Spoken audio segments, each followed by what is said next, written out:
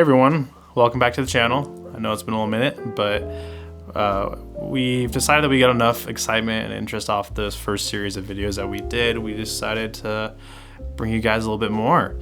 This is a different base, but where we're starting is similar in place enough where the last one ended, so we can kind of take this to close enough to the finish line. So in this area right here, we are finalizing the outline of the top. We're just making sure that our overhang, which is the distance from the top, overhangs off the edge of the rib structure, is just a nice uniform thickness around the whole instrument.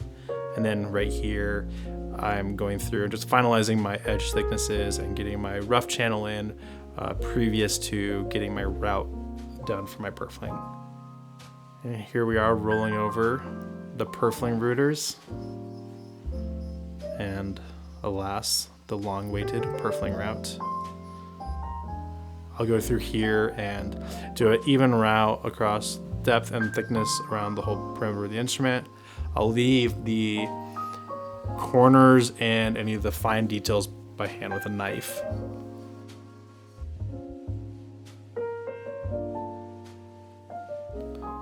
After the channel has been cut into the top of the instrument in preparation for the purfling, we'll go ahead and start getting the purfling ready to install. The steps for that are quite simple in theory, but in practice, to execute it well can be a little challenging.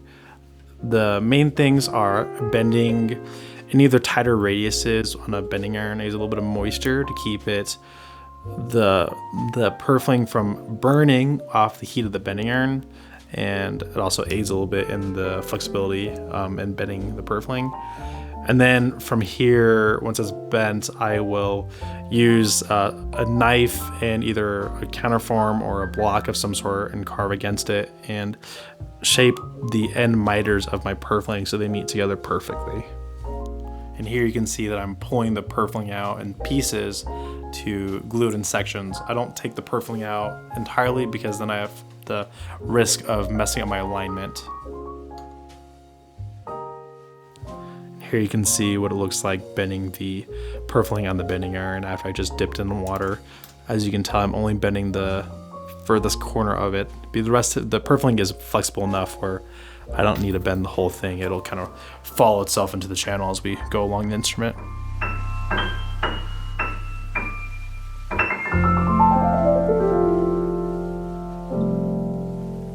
This is a hot hide glue that I use for gluing in the purfling. I keep it in a bottle. It just makes the application process a little bit more direct and neat as opposed to using a brush and trying to push into the brush. This way I can use the bottle and go through the whole perimeter of the instrument and get the glue exactly where I want in the channel, and then I'll go through with my hammer and slightly tap the purfling into the channel. You want the purfling to be snug but not tight, just enough where it holds itself in there, but not so much where you're having to force it in and it can cause damage to the edges of the instrument or possibly break the purfling in the install.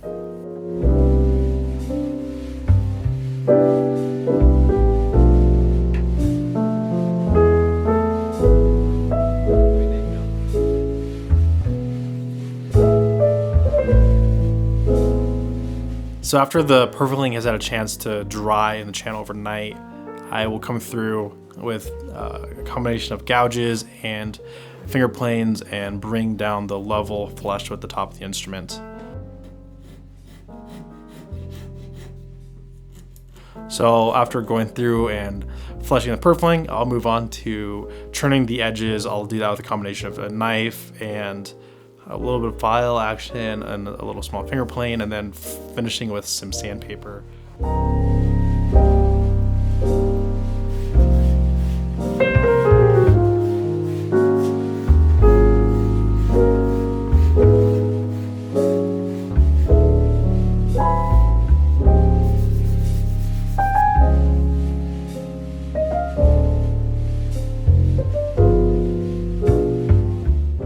Now, the first step in setting the neck is getting the fingerboard finished. So the first thing I'll do is I'll scribe the edge thickness And then I'll inlay chalk into that scribe line so I know exactly how far down I need to take it in my final shaping of the profile of the fingerboard. And then from there, using a variety of hand planes and my templates and my straight edges, I'll bring down the top edge of the fingerboard surface to the lines where it needs to be for my parameters to help with the proper neck set.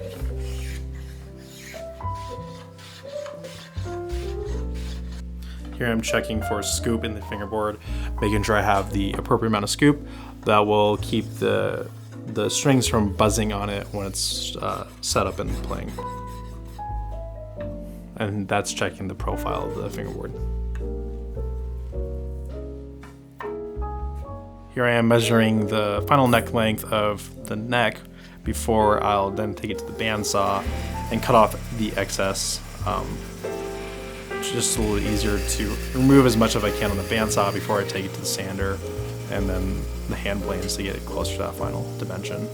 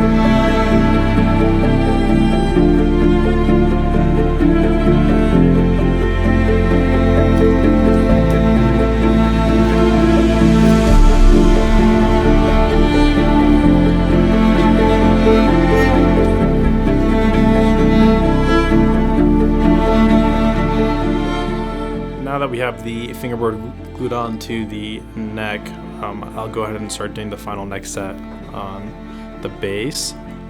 So what I'm doing here is I've got the rough dovetail mortise finished, and I'm using a chalk fitting method. So I will check my overstand and my projection, and knowing that those are good, I will slide the neck into the neck mortise, and I like to use a rubber mallet to make sure it's seating all the way down the floor and then seating all the way back. It's a little more of an accurate positioning than what I can do by hand. And after that is in, I'll pull the neck out, and what happens is the chalk will transfer to the sides of the neck, and I go through and plane those off, and then slowly it'll work the neck into the neck mortise where it'll be ready for the final glue in. Power tools for instrument making, it's a great way to get you close, but you can't finish it off of it. So sometimes what you'll see me doing is just kind of getting me in the ballpark, but then I always finish the important stuff by hand. Here I'm checking the alignment of the neck to make sure it's nice and square in the body. I'll do that with a combination of things, dividers, the all-important eye check, and a few other measuring devices.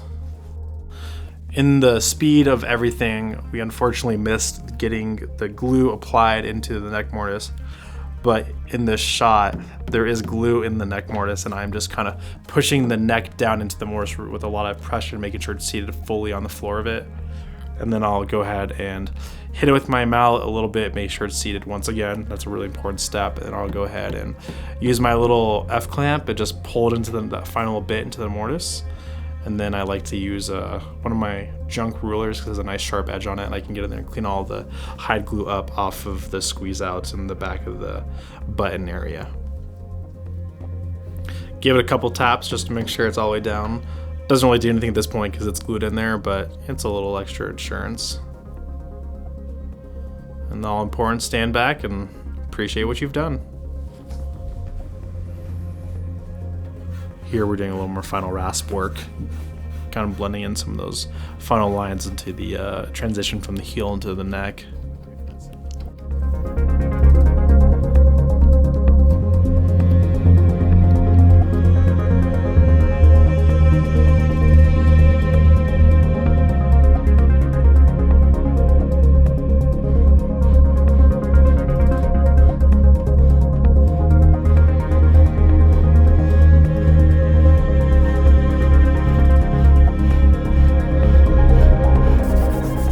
So you can see me kind of run my hand up the neck of the instrument.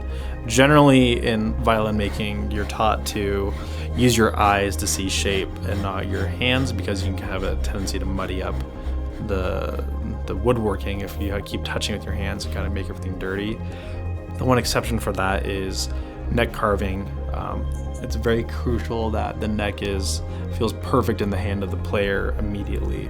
And if there's any humps or lumps or low spots, then that'll transition into a less than happy customer. Even if they don't know why they're not happy, they may not feel that the instrument's super comfy in their hands. So once I have the rough shape done for finish off the rasp work and knife work, I'll usually do a sand with 100 grit sandpaper, and that'll kind of just blend away the rasp marks enough where I can kind of get a final idea of what the shape looks like. After I've done my rough sanding of the 100 grit, I'll go through with a pencil and mark high spots and low spots and anything I need to pay more attention to. And I'll usually use some sort of straight edges in varying sizes to make sure I have the neck handle perfectly straight. Once again, making sure there's no high spots or low spots, just everything just feels absolutely uniform in your left hand.